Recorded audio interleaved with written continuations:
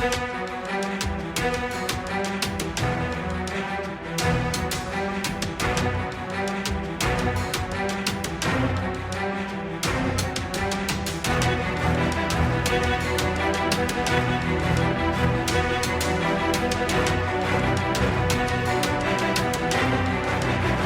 जिल्ह्यामध्ये गेले 3-4 वर्ष सातत्याने सिंधुदुर्ग जिल्ह्यातील शेतकरी आणि आम्ही पाठपुरावा करत असतो आणि त्यामुळे जास्तीत जास्त रक्कम ही विमा कंपन्यांकडून शेतकऱ्यांना मिळवण्यासाठी आम्ही यशस्वी होत असतो.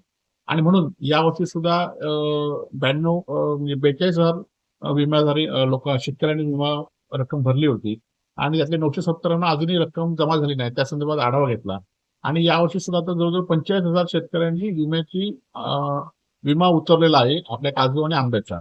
आणि त्यामुळे त्याचे ट्रिगर दर महिन्याला जाहीर करण्याची आम्ही जिल्हाधिकाऱ्यांना विनंती केलेली आहे.